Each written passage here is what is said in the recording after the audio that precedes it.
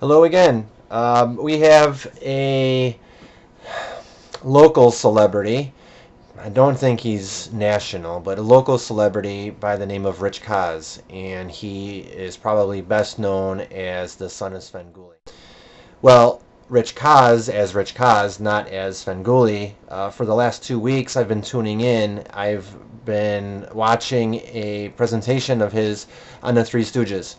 And about an hour ago, I just got done witnessing a Three Stooges short that I've never seen before. And there's definitely something redeeming about catching a Three Stooges episode that you've never, ever seen. When they cut to a commercial break, Rich Kaz came back on to explain that what we were watching were what was considered to be all of the censored episodes, very similar to the Bugs Bunny episodes of the 40s that were deemed a little too racial. Well, at that time it was with Japanese being around World War II, and similarly, the Three Stooges episode that I saw tonight had Moe being portrayed. He was portraying Adolf Hitler, and Curly. It's always nice to see an episode that you've never seen that has Curly in it. Occasionally, you'll catch one that has Shemp in it, and but to see Curly in one that you've never seen is always good. He was a high-ranking official, kind of the go-to guy, calling the shots for the war, and then Larry was also another minion for Hitler. And what's very interesting about this is that you probably know, maybe you don't know, that all three of the Three Stooges, obviously two of them are brothers, are all of Jewish American descent. And to poke fun at Adolf Hitler being of Jewish American descent is very poignant. And of course they were funny, and they're always well written, but the undertones of kind of getting the last laugh and not really, too heavy, but still, full of levity. But the message behind it was that they weren't going to be beaten. Kaz came back after one of the episodes. Oh, by the way, the other episode, which I only came in with about a quarter of it left, was these Japanese fellows were pursuing the Three Stooges on a farm, and I don't know how, but the Three Stooges got a job of carving pumpkins inside the barn, and they would set these pumpkins on top of a windowsill, and these Japanese fellows would take them and put them on their heads and then run around.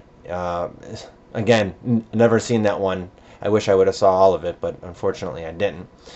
Kaz came back after one of the breaks, and he went on to say that Moe,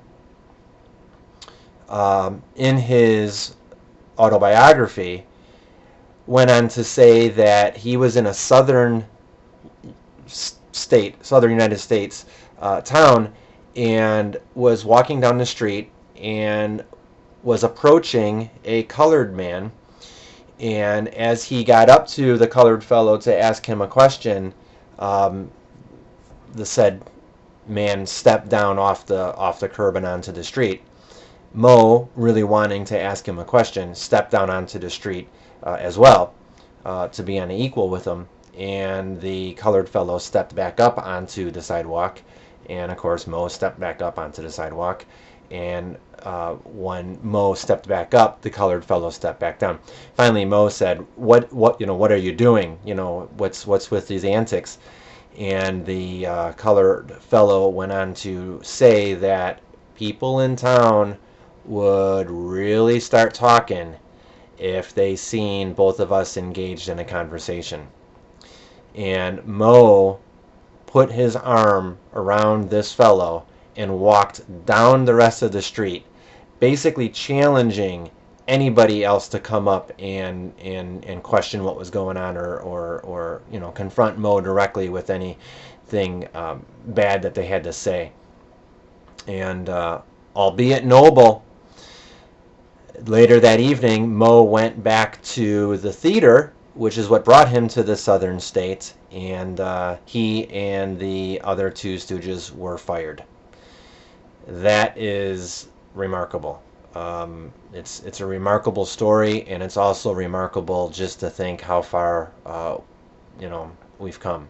And it was good to not only tune in and see a Stooge episode that I've never seen, but one that ultimately made a lasting impression on me. And we kind of just always view the Stooges as Stooges. And when you really start thinking that these are people who could write, autobiographies, and people whose lives were really unique during the times of depression and war, and I thought that it was just a very touching tale, and wanted to share it with you.